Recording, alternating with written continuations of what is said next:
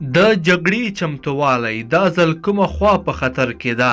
کومه خوا به ګټه او تاوان وکړي؟ السلام علیکم لیدونکو، ستړي مه شئ، وخت مو په خیر. یو شمېر راپورونه وایي چې د پسرلي موسم په راتګ سره طالبان او دولت دواړه د یوې نوي جګړهیز فصل لپاره چمتووالی نیسي، خو کومه خوا په خطر کې ده؟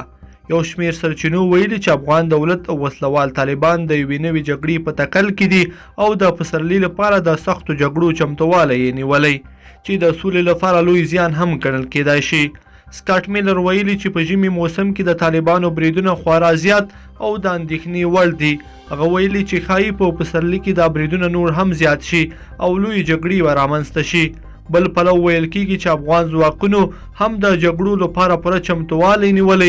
د رویټرز اژانس د راپور له مخې چې افغان پوځ د خپل چمتووالي په حال کې یو شمېر تبدیلۍ رامنځته کړي او په کارپوه کسان یې په لوړو دندو ګمارلي دي. که څه هم د طالبانو له لوري د جګړې او عملیاتو کولو په هکله څه نه دي ویل شوي، خو افغان دولت او نړیواله ټولنه په دې اند ده چې جګړه تر پخوا شدیده سوې او طالبانو یوازې د جګړې بڼه بدله کړې. خو طالبانو بیا ویلي چې له امریکا سره د سولې د شوي تړون هوکړې ته ژمن دي.